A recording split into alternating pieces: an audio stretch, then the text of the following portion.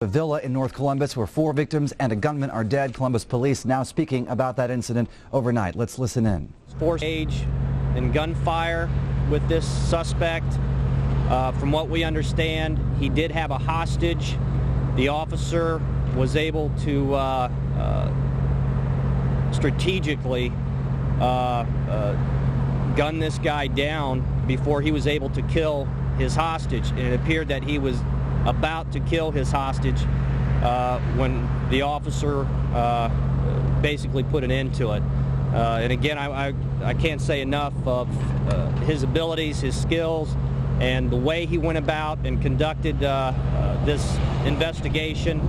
And keep in mind, as he was coming into this scene, he was getting more calls coming in stating that there was 1 shot, there was 2 people shot, multiple gunfire. The officer ran in without any backup, from what I'm being told at this time, and obviously put himself at risk with everybody else. Right now I want to give you the gunman's name. We have identified him as Nathan Gale. He's a male, white, 25 years old, last known address, I believe, in the Marysville area. Darrell Abbott was a member of the band.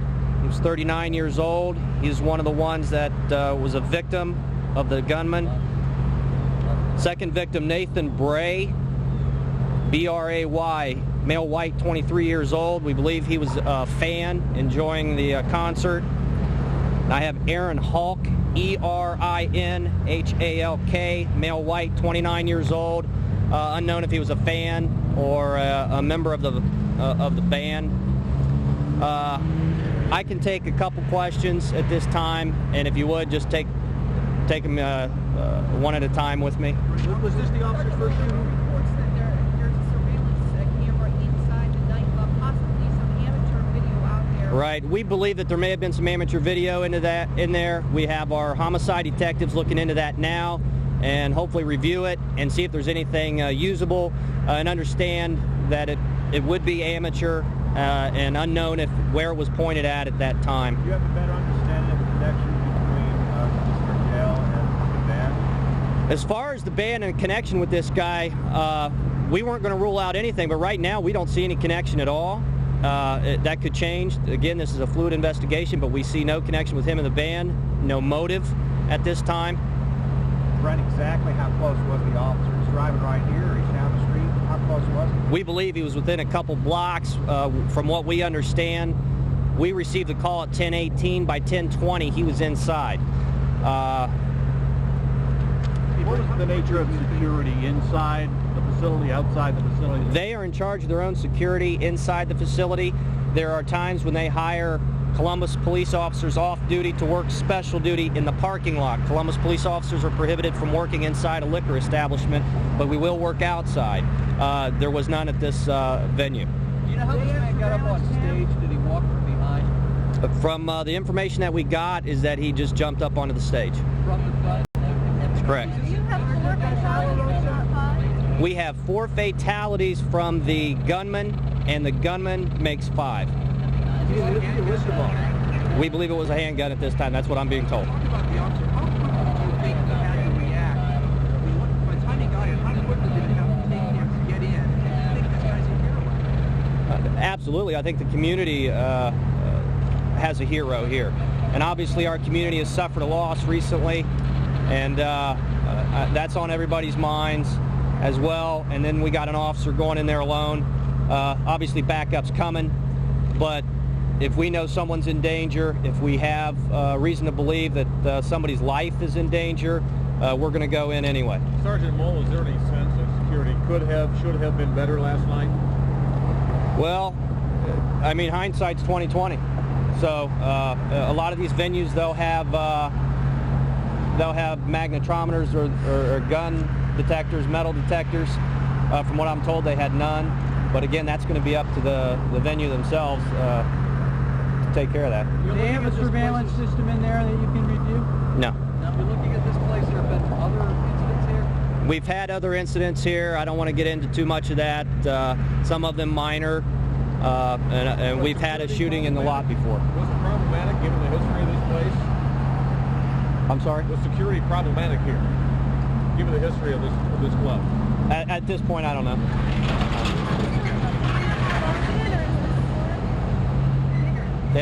At this point, we don't see any motive for this. It's obviously an isolated case. This officer wasn't from this district, so was it just by chance he happened to be patrolling? I mean, can you explain a little bit about that? Right. The officer's district was 185's district, which is one of the farthest north districts that we have. However, his substation is quite a ways south. As you know, we're stretched thin on personnel. Some nights, he probably won't even make it up to his districts because he's taking run, trying to get north, and obviously he wasn't north. So how did he end up in this area? It's just probably from a previous run. They had no special duty officers? Last night, no. Last night. Do they at times have? Yeah, sometimes they will employ us to work the parking lot. Have you talked to the shooter's family or friends or anyone that have any idea what he was here for? We have, but we're not going to release any of that information at this Do time. they have any theories on what was involved in this? Just theories at this point, but nothing that we need to release to the media at this point. Have you searched his residence and found out any information about it? At this point, that's still early on in the investigation, and that's probably the next step. Witnesses believe that he said something when he came up on stage. Understand there's a band playing, then shots are being fired. What was exactly said, we can't quote it at this point. Some witnesses say he was saying something about you broke up Pantera. Have you heard that? Yeah, but we don't know if this is the guy that they're talking about. Was he a fan of the band? We don't know. Sergeant. We may never know the motive for this. It's just going to be one of the facts that we have right now. And unless he left a note or there's something he left somewhere else, we may never know the motive. What does an officer learn during training about handling a situation like this, a fluid, an active shooter, as you call, with a hostage in a crowded room? This is something right out of the movies. How do you train an officer to handle a situation like that the way you did? Well, you're going to train him in several ways. It's going to be impossible for me to tell you every what-if situation right here in this forum. But he did not have backup. We normally train with a backup situation. The training that he's received is probably second to none, but in this situation, from what I understand, he reacted when he could react, and he reacted immediately and made the right choice. Brad, once he was inside the club, you said about 10:20. What's the time frame from that point up until he shot the suspect? And also, if you will, tell us about the hostage scenario that the officer faced. Once the officer entered, it was probably less than a minute that he engaged the suspect.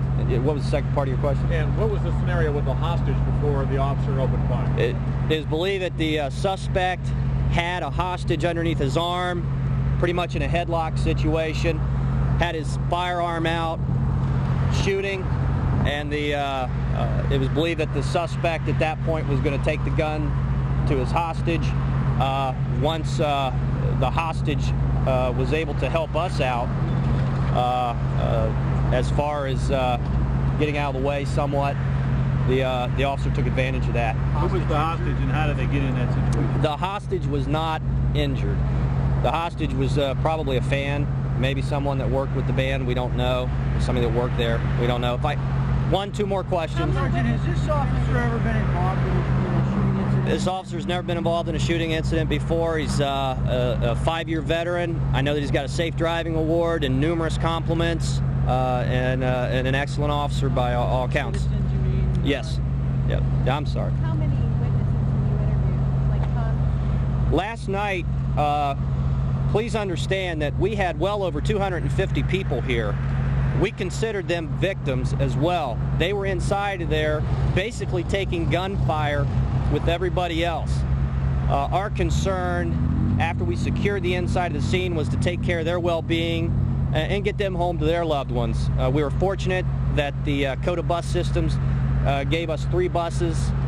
We were able to sequester them basically on the buses and then put numerous detectives on overtime to come in. I would say well over 60 detectives just to do the interviewing to get each one of them interviewed so we could get them homes and get their statements.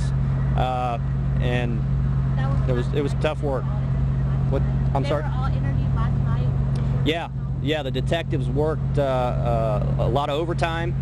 We brought detectives in from numerous shifts, and obviously we were stretched thin, but they got it done. Yes. Explain how the investigation goes on from here. Certainly the shooter is dead. What are you doing now? Right. This is going to be a normal officer-involved shooting, handled in the same manner that most of our local media sees it handled in.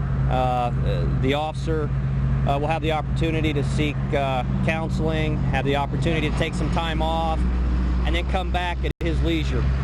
And this will be investigation will be conducted by our Firearms Review Board, made up of the commanders, and those commanders will look at policy, administrative aspect of it, and then we have our CERT team, which is made up of experienced homicide detectives.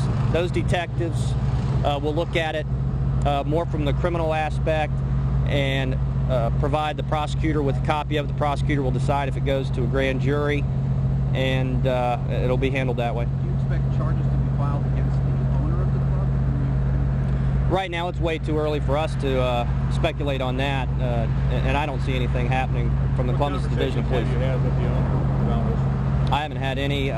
We have interviewed the owner. The detectives have interviewed the owner. Hostage male or female? Male. All right, guys. That's it. Sorry, I didn't get your name. Brent, B-R-E-N-T. That was Officer Brent Mull basically detailing what happened last night here on Sinclair Road at Alrosa Villa. 5 people were killed, 2 people injured. What happened was a man, 25-year-old man from Marysville, jumped up on stage. We are told that he jumped from the crowd onto the stage, walked over and shot the lead guitarist. Then after that, he took a hostage. He shot a bouncer who tried to pull him off, and then he fired into the crowd and killed 2 more people, injured 2 more.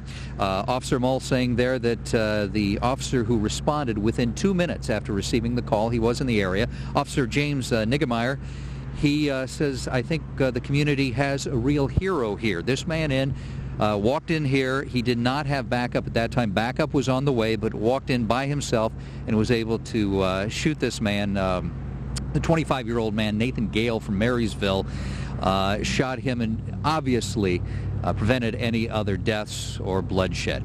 We'll, of course, have more on this story. We'll be following it through the day. Much more coming up on NBC4 at noon. Andy, back to you. Okay, Mike Bowersock reporting live from the scene of that Columbus Police Department press conference.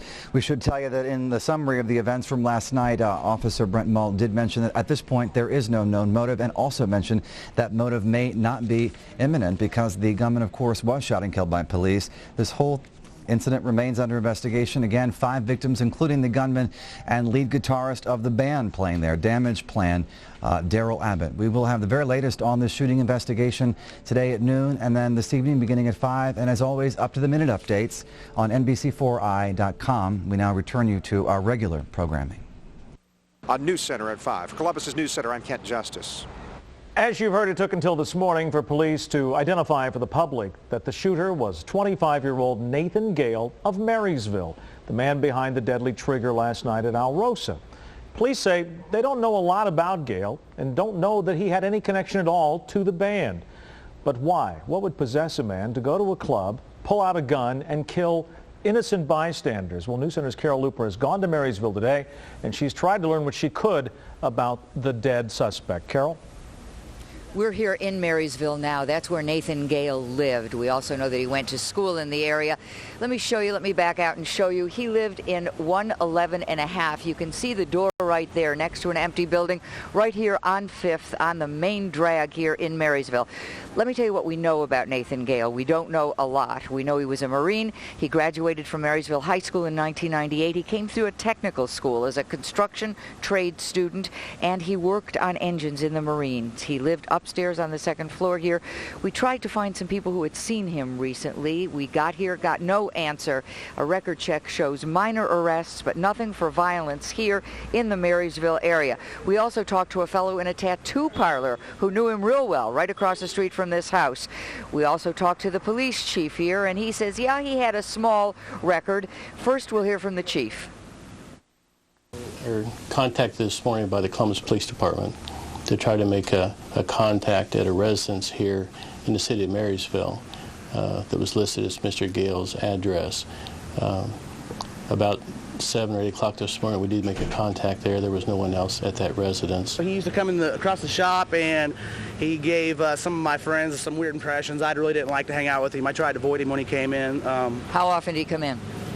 He came in like on a daily basis and tried to hang out. It didn't seem like he had any friends or anything. He was a real big guy, just really kind of gave me a weird vibe, and I just kind of avoided him every day. What do you want to talk about? Again, Nathan Gale, recently discharged, we understand, from the Marine Corps, the man who Columbus police shot and killed last night after he allegedly shot and killed 5 people and wounded 2 other people. We're told that Columbus police were here this morning with Marysville police, and they made notification. They told Nathan Gale's mother what happened last night. She does still live here in Marysville. Of course, we will stay here. We will follow his life history and try to tell you more about this man who is tragically also a victim and the other victims. I'm Carol Looper, live in Marysville, Columbus's News Center. And stay with News Center for continuing coverage of the deadly nightclub shooting involving the band Damageplan. We'll bring you more information as soon as it becomes available. Very young age, Darrell displayed a unique talent for the guitar, winning numerous local competitions and becoming a familiar face on the Dallas music scene. Darrell and brother Vinny would gain national fame with the formation of the hard-driving, heavy metal rock band Pantera. During the 1990s, Pantera's legion of loyal fans exploded into a massive cult following. Like vulgar display of power, I mean, that describes them, you know. They're one of the most hardcore bands out there. I mean, they don't whine about stuff. They talk about, you know, being strong and inner strength, and to me, I mean, that's what real heavy metal should be about. The band's explosive sound racked up multiple Grammy nominations and heavy metal awards. A rumored dispute with their record label and reported infighting among band members led to the 2003 breakup of Pantera. But Dimebag Darrell and Vinny were already knee-deep in a new project, another heavy metal band called Damageplan. The 4-member band was on the final leg of their national tour when they arrived for their ill-fated performance at Alrosa Villa. It's very scary to hear at a concert or whatever like that. It's not cool. That's just insane. I mean, it's horrible that people are going around doing things like that. I mean, you know, why? Now, the Alrosa Villa nightclub has been a very popular place for heavy metal fans for decades, attracting people from across the nation. Famous metal acts have rocked the stage, including Quiet Riot and Jackal. The Alrosa Villa can hold up to 800 people inside, but this is not the first time shots were fired inside the club. On New Year's Eve of 2003, 4 people were shot while at a gathering there. The shooting actually happened outside. Now, stay with NBC4 for continuing coverage of this story. We have several crews working the stories for NBC4 starting at 5 o'clock tonight. And also check out our coverage on our website, NBC4i.com. Now, since this story broke last night, we've had nearly 1 million page views from around the world. Wow. And I've been told that some of those page views have come from Australia and, you know, people who have heard just that quickly. A lot of people may not have heard of him before, but he really was very famous within this rock community. So, oh yeah, the guys, people love Dimebag Darrell. It's a terrible day. Sad thing. It is. Very busy. Murder scene, remembering the lives lost at the Alrosa. The trigger man, who was he? And the officer hailed as a hero. Plus a miraculous rescue from the rubble of a building. And a strange way to pay tribute. Now. 24 hours have passed since a gunman opened fire at Alrosa Villa. But fans, friends, and family are just now starting to deal with their sudden and shocking loss. The gunman, identified by police as 25-year-old Nathan Gale, shot 4 people before a Columbus police officer shot and killed him. Our team coverage of the day after begins at the Alrosa with David Wayne. David? Tonight, a vigil outside the murder scene. A few people still on hand, as you can see behind me. Earlier, more than 100 people were here to pay tribute to a rock musician who died inside. Rock and roll style, alongside the flowers and farewells, a boombox, and beer bottles, a tribute to rock star Dimebag Darrell Abbott outside the nightclub where he was murdered. I think people are just giving him his last beer or his last smoke or whatever the case may be. And it's just a way for people to show their respects. The peaceful vigil was a stark contrast to the confusion 24 hours earlier after a crazed gunman shot and killed 4 people at a concert. There was people running everywhere. It was quite hysterical. Most at this vigil were not at Wednesday night's concert. I came here to pay my respects. I'm a big fan, and I just felt like I had to be here. Amanda Price first saw Dimebag Darrell when she was 12. Figured they're the first band I saw, I might as well come last place where one of them was here. Fans echoed the musician's songs. What's the keeping of someone like you? A final tribute to keep his memory and music alive. David Wayne, NBC4. Love was twisted. And 1,000 miles away, another vigil tonight, this time outside of the Dallas area home of Dimebag Darrell Abbott. Fans of the famed metal guitarist had been gathering there all day, and by evening a massive memorial had taken shape. Seconds after the bullets started to fly, the phone calls started to roll into Columbus police dispatchers. 911 tapes reveal what was going on inside the Alrosa as visitors became victims.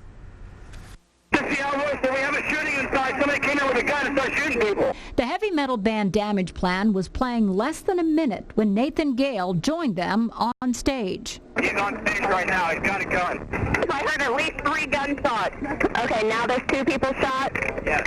When the first bullets hit the lead guitarist, most fans thought it was part of the act, then realized it was horribly real. All I know is his name is Dimebag Darrell. He's got a gun to somebody's head. We need to get out. Ma'am, get out of the building. Get out of the building. I can't. I'm just... Sit down on the ground, okay? Hey, get out of the line of fire, okay? I'm out of the building now. As patrons scattered, caller Brian Krasicki spotted a police officer armed with a 12-gauge shotgun. I think the cops might have shot him. I'm not sure. Holy. Oh my God. What? Okay. They got him. Do they have him?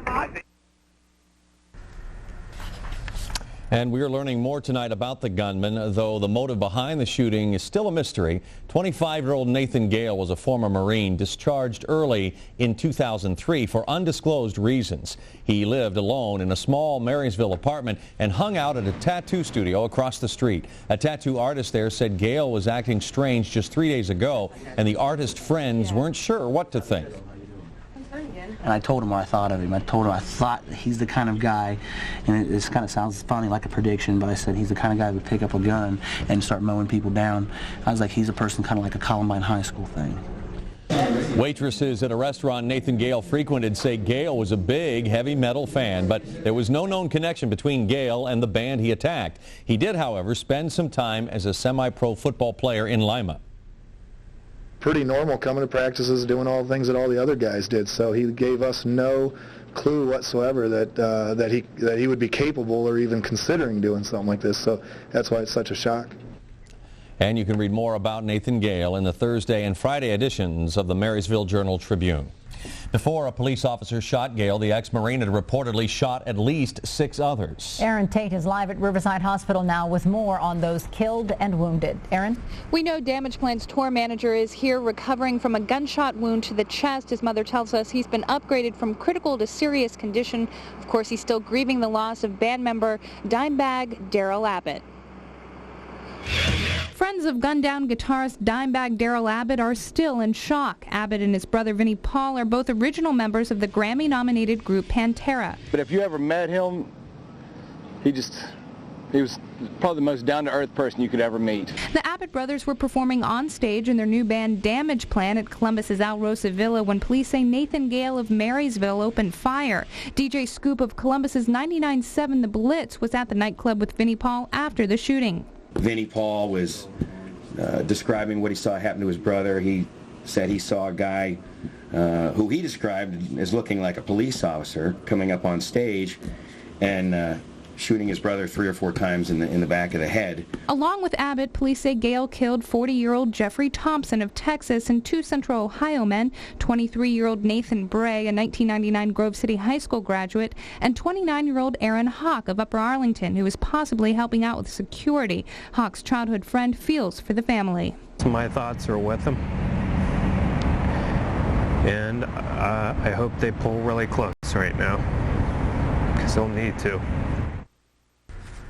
That was Aaron Tate reporting. The family of Officer James Niggemeyer say they are not surprised that he charged into the nightclub last night before backup arrived. That officer comes from a family of police officers and military veterans. Relatives say his grandfather is the retired police chief of Ohio University, and he has relatives who worked in the Bureau of Criminal Investigation, the Pentagon, and other police work as well. Niggemeyer himself is an Army veteran. He's from such a militaristic, old ways, chivalrous family, and that means military, that means police work, and the whole family's always been on that side of the law. Daddy says his former stepson is a graduate of Newark Catholic High School. He says he hopes to be talking to him within the next few days. Well, it's hard to know how to react to a young man who used tonight's memorial to those lost at the Alrosa Villa for a brash exhibition. About 7:45, hundreds stood holding candles and listening to metal music. The man ran naked through the crowd. Some cheered, others didn't. It was a short run, as you see there. The man's probably hurting tonight as he's tackled head over heels into the parking lot and then taken away. Would you pay $20 for a copy of today's newspaper? Dozens of people are hoping that a fan of Dimebag Darrell or his band will. There are pages of them for sale on the online auction site eBay. There are also guitar picks, signed posters, and T-shirts for sale. But not all heavy metal fans are lining up to buy the memorabilia. One angry posting calls it money grubbing and encourages true metal fans to bid but not pay. Say when the officer got inside, the shooter had grabbed a hostage and appeared ready to kill again. But that hostage ducked, and that's when Niggemeyer took his shot. Killed during a Columbus, Ohio concert last night. The ex-Pantera guitarist was performing with his new band when a man rushed the stage and started shooting. The suspect was killed by a nearby police officer who ran to the scene. After Wednesday night's shooting, today we are finding out more about the nightclub. And today we'll learn more about one of the victims who was working in Dublin. Joining us on NBC4 Midday, I'm DimeADozen. And I'm Eleanor Andrews in for Anitra Hamper. Before we get to our top 5, people were killed, and that has canceled weekend concerts there, and the future of the Alrosa Villa is still unclear. Our Elizabeth Scarborough is just back from that location and joins us in the newsroom. Hi, Ellie. Hey, Eleanor. Well, so far they have canceled 2 shows, one that was scheduled for tonight and one that was scheduled for Sunday. There's no word yet on when they will reopen. The nightclub does have a history of violence, a history that police say city enforcers need to look at to determine the club's future. January 1st, 2003, 4 people are shot outside the Alrosa Villa nightclub. Police say Craig Morris opened fire in the parking lot. Morris was charged with 4 counts of felonious assault. Then in January of this year, officers were working special duty in the parking lot. Shots were fired across the street. 2 people were hit. The officers got involved. No one was charged.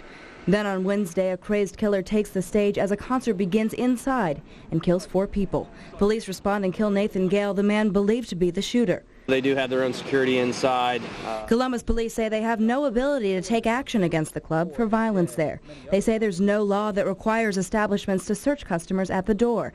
And they've done nothing, quote, illegal, even though there is a pattern of violence and police are called there frequently. Columbus police will not work inside a venue that serves alcohol. The city of Columbus does have some jurisdiction. They can revoke a liquor permit, essentially closing an establishment. The fact that there's a high need for police presence at a location is something that can be considered. But the Alrosa would have to violate liquor laws before the city attorney could even review their case. In the last permit year, they haven't had a single violation. So even though I may be aware of things that are going on in the vicinity of this permit premise, it doesn't give the Division of Liquor Control jurisdiction, so there is no objection the city can make. Now, just for some perspective, in the last 22 years, the Alrosa Villa has had only 2 liquor violations for serving to minors. But the city says they have no ability to act on those now. We also tried to contact the nightclub's owner, but were unable to reach him. All right, thanks, Elizabeth. Now, the shootings at the Alrosa Villa has devastated family and friends of the four men, along with Dimebag Darrell. Police say Nathan Gale killed 40-year-old Jeff Thompson of Texas and two Central Ohio men. Those men are 23-year-old Nathan Bray, a 1999 Grove City High School graduate, and 29-year-old Erin Halk of Upper Arlington. Investigators say Halk may have been helping out with security when he was shot to death. Halk's childhood friend says he feels for the family. My thoughts are with them, and I hope they pull really close right now, because they'll need to. Now at this hour, Damageplan's tour manager is recovering at Riverside Hospital with a gunshot wound to the chest. The victim's mother told us last night his condition had been upgraded at that time to serious. As we've said, two of those shooting victims were from Central Ohio. Both grew up in local suburbs. Nathan Bray had been working in Dublin. Our Kyle Anderson talked with co-workers today about that young man. Kyle? Andy, Inside Outfitters is a window covering business here on Avery Road, and employees here tell me many of them watched Nathan Bray grow up before their own eyes, from a teenager to a young man with a family. Something, and this today they say that his death is incredibly difficult for them to deal with. Nathan Bray's trademark, a jump and click of the heels.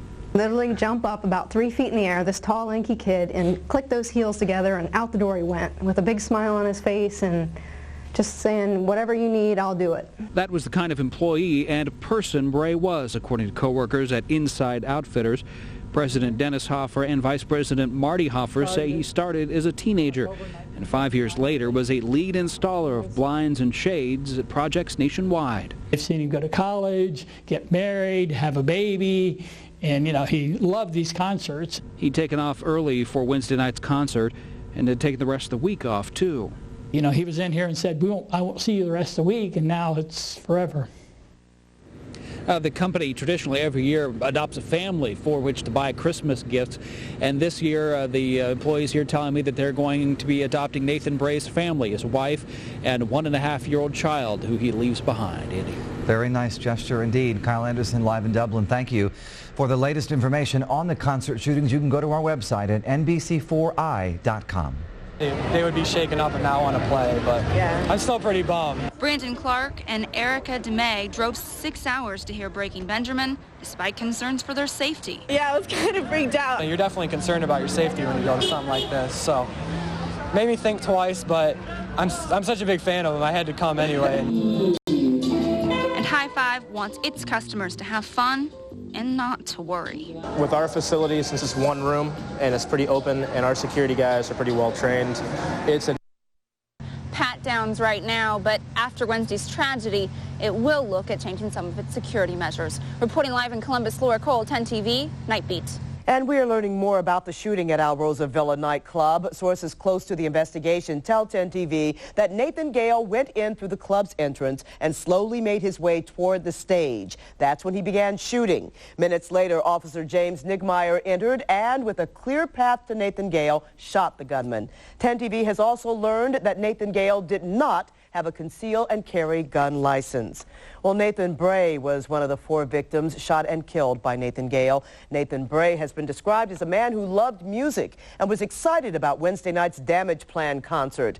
Bray had worked for Insider Outfitters in Dublin, and his boss says he never complained and was always willing to lend a hand. Regardless of when you talk to him, the end of the day, the beginning of the day on Friday, he was always happy. Another victim, Erin Halk, also loved music. His family didn't want to talk to us on camera, but they say that Erin Halk, a former Marine, enjoyed working with bands as much as he enjoyed listening to their music. Bray's funeral is set for tomorrow at 1 o'clock, and services for Halk will be held on Monday morning. And be sure to stay with 10 TV for the very latest developments on this tragic story. He also left behind a young wife and little Anthony, his son. Nathan was in the front row of the Damageplan concert Wednesday night. Pantera. It was Pantera, Machine Head, Oh, he was into all that heavy metal stuff, but him and his friends were always like that, but they were such good kids. Susan says Nathan also loved sports and attended Ohio University for 3 years before he decided to get married and have a family. He was in ROTC and well-liked at Grove City High School. He's worked as a blind installer for a Dublin business since he was 16. Now all Nathan's family is left with is anger and questions. Who has a big concert like that and have a door open like that? I just, I hate to say you want somebody dead, but I'm so glad that officer killed that man. Susan thanks the officer who responded, but she says it's an innocent, precious young boy who will suffer the most. He's going to know, wonder where his daddy's at, and he's not going to be able to see how his dad loved him and everything. I'm Crystal Davis, News Center Night Team. And the family says you can pay your respects to Nathan at the Wellman Funeral Home in Circleville from 11 to 1 tomorrow. They've also set up a scholarship fund for his son Anthony, and you can donate at the Citizens Bank in Circleville. The family also hopes someone will donate counseling services to help them deal with this ordeal. Counseling will also be available for the medics who responded to the shootings. The first medics arrived at the Alrosa within minutes. They found a sea of people and police outside and 7 victims inside, some of whom were beyond help. The other 4 members were all shot anywhere from 2 to 6 times, mostly in the abdominal chest area. We had 2 people who were shot in the head. In ballistics and understanding the nature of bullets, if you get shot in the head or vital areas up in the chest area, these are very critical wounds, and a lot of times there's not much you can do. The medics will all meet tomorrow to discuss their performance and to make sure everyone is okay.